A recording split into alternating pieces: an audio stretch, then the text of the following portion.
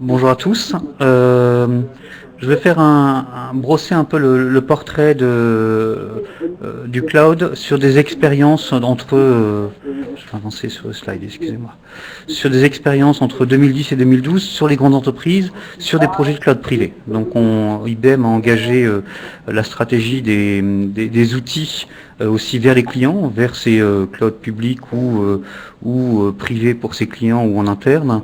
Ce sont les mêmes outils qui sont déployés dans les différentes configurations.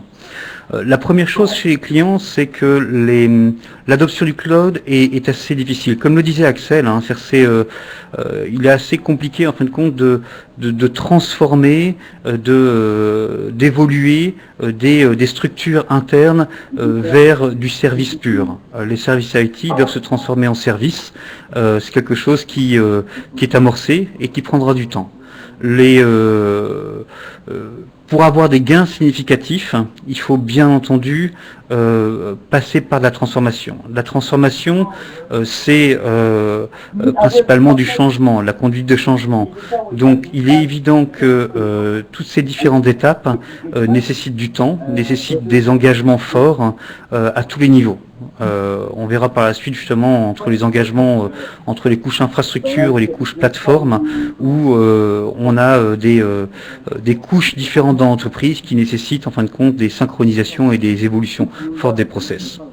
Alors, les motivations, aujourd'hui, tout le monde compresse les coûts. Donc l'un des premiers points que les gens regardent le cloud, c'est la magie, le changement radical, une compression des coûts immédiate. Dans les faits, en fin de compte, on ne part jamais d'une table vierge, on a toujours des workloads existants, on a toujours une croissance potentielle, donc se concentrer sur les nouveaux projets. Encore faut-il avoir des masses critiques quand on parle de cloud privé, donc il faut réellement réfléchir à ces différents points. La complexité n'est pas que technologique, la principale complexité, ce sont les hommes et la capacité à faire évoluer des process existants. Il est évident que la flexibilité est un point très important.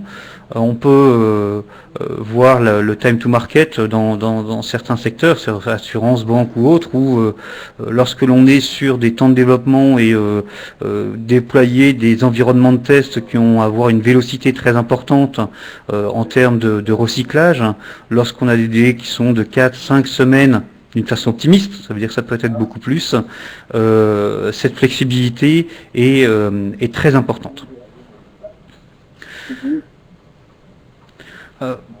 Par où les entreprises commencent? Elles commencent le plus simplement par les fondements d'infrastructures.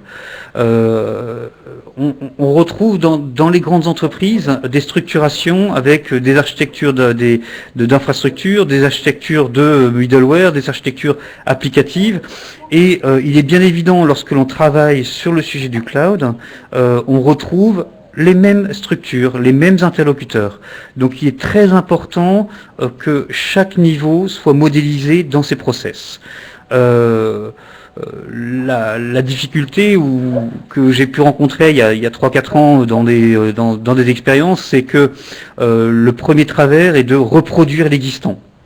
J'ai tous mes silos de construction d'infrastructures, je repasse des process tels que c'est, j'automatise des process, mais je ne standardise pas, je ne fais qu'automatiser. Donc le point le plus important, c'est qu'il n'est pas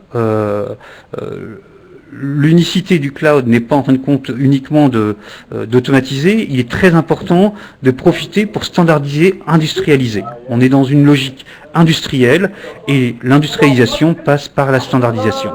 Donc c'est quelque chose qui est très important.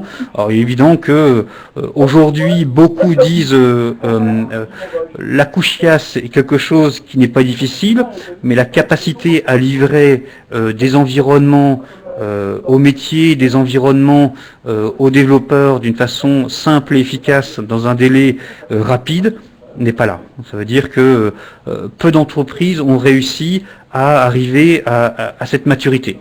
Donc il faut du temps. Alors, Pour passer sur les couches supérieures, il faut bien sûr avoir des fondements d'infrastructure pour pouvoir passer sur le PaaS. Donc ces usines de fabrication d'environnement pour les développeurs, pour les tests, pour tous ces différents acteurs, est assez complexe. Même chose, la plupart du temps, à chaque projet est à son architecte qui va définir ses topologies, ses patterns qui vont être déployés manuellement. Donc la première étape, c'est standardiser, construire des catalogues, favoriser la consommation de nouveaux services. Ça veut dire que ce que l'on a remarqué, la vraie transformation, arrive par créer des opportunités de consommation, où les gens consommateurs changent leur comportement parce qu'ils ont accès à quelque chose de plus rapide et plus simple. Donc ils sont prêts à faire la concession pour arriver à une finalité plus rapide, quelque chose qui corresponde à leurs besoins instantanés. Donc ça c'est par rapport au PaaS. Donc le PaaS c'était quelque chose qui est un peu nébuleuse dans la définition. Ce que je considère comme PaaS aujourd'hui, c'est assez simple, c'est au-dessus d'une infra, on doit déployer des middleware, des applications pour arriver à quelque chose de cohérent et capable de fonctionner à un instant T à partir d'une demande.